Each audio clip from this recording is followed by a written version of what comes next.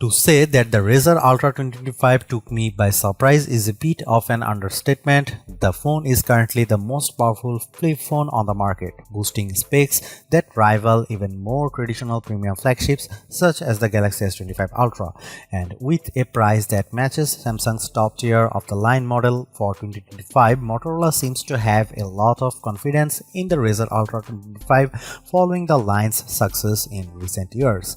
But is Motorola too confident in the Razr Ultra?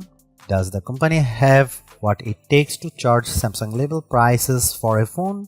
I have spent a month with the Razr Ultra 2025 and I'm happy to say that Motorola has given us a flip phone that feels so close to perfect, if not for a few quirks.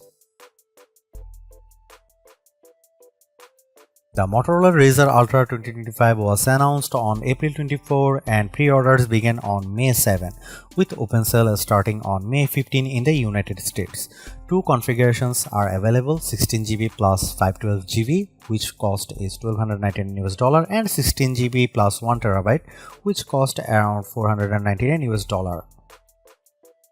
The phone comes in 4 different color options, courtesy of Pantone, Scarab, Rio Red, Everett and Mountain Trail. Availability will depend on the retailer and carrier. If you have followed the Razr series for the past few years, then the design of the Razr Ultra 2025 shouldn't surprise you. It looks nearly identical to its predecessor, which in the case would be the Razr Plus 2024, sporting the same curved frame, rounded corners and massive cover panel. The difference lies in the slightly larger display size, the new materials on the back, and the IP48 water and dust resistance for improved durability. The Razr Ultra 2025 color options are quite interesting this year as Motorola continues to move away from muted shades.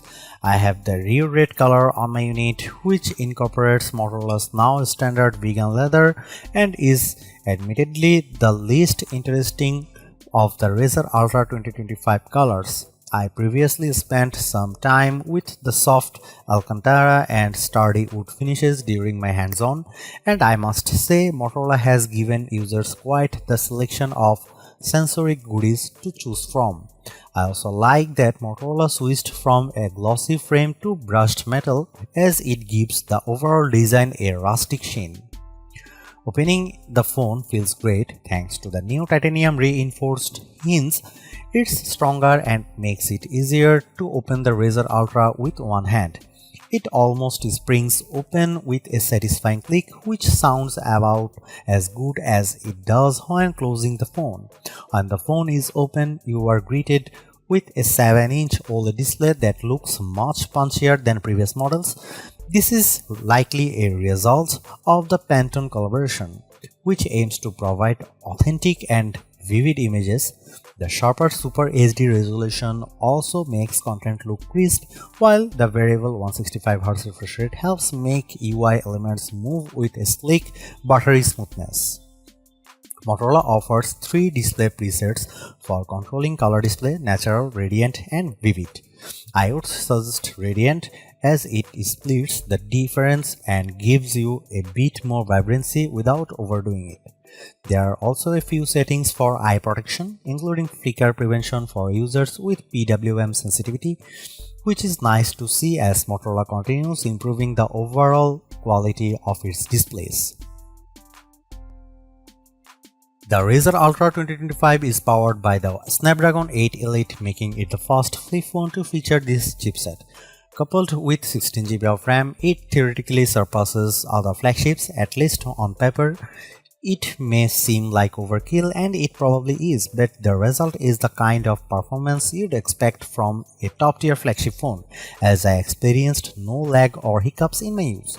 Unfortunately, the Geekbench 6 scores don't really reflect this. It scores lower than the last year's Z Flip 6 and Razr Plus 24 in single-core tests, although it performs significantly better in multi-core tests. My guess is that Motorola may have adjusted the clock speed of the prime cores to help with thermal management, as flip phones tend to get quite warm in the top half when overworked.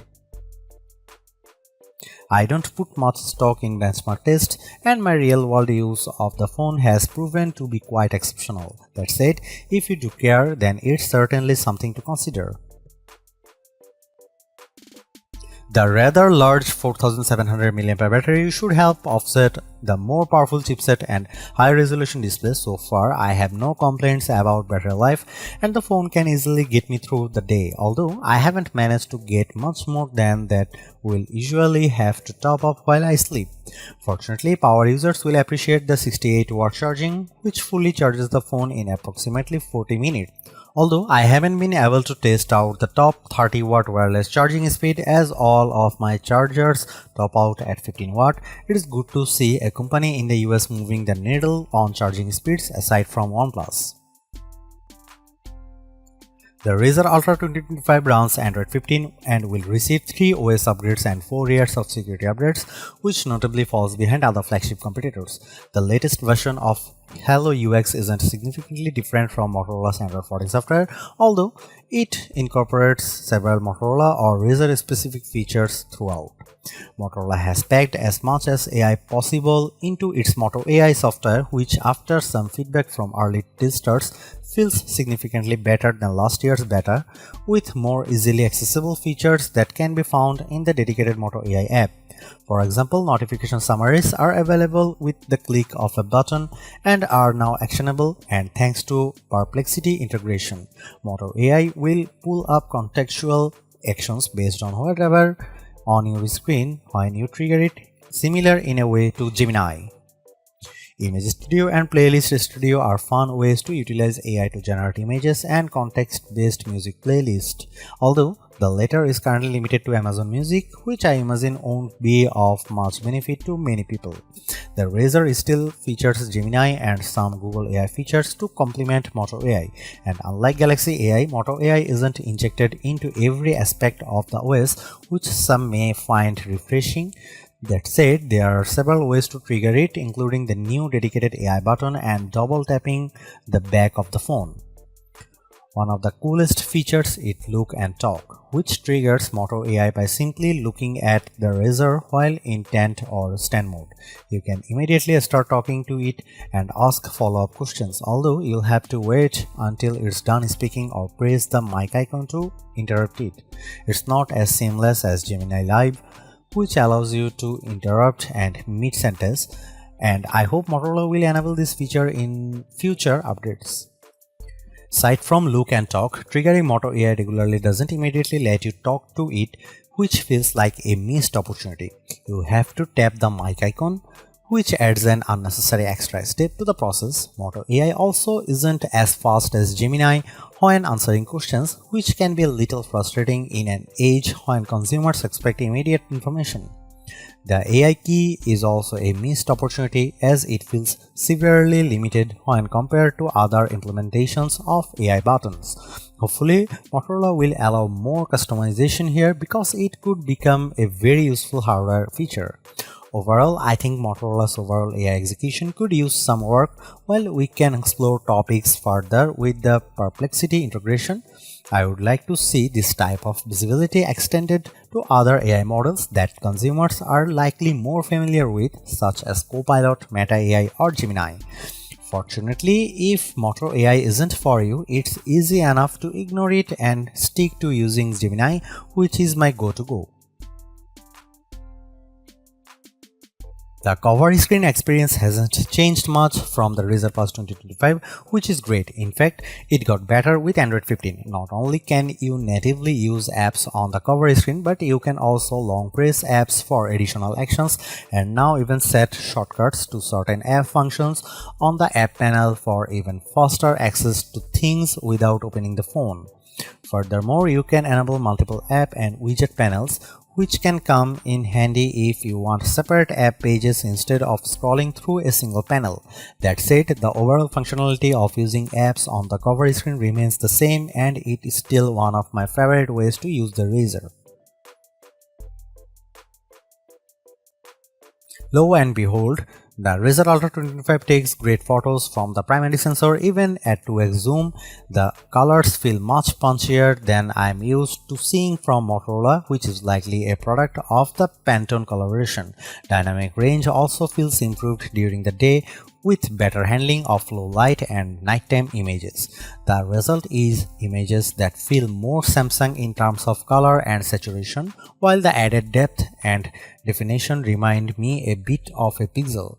I wouldn't say image quality is anywhere near the impressive quality of the cameras on Oppo, OnePlus or Vivo phones, but so far I feel pretty confident that the Razr Ultra 25 can compete fairly comfortably among the best Android cameras. Here you can see some camera samples of Motorola Razr 2025 Ultra.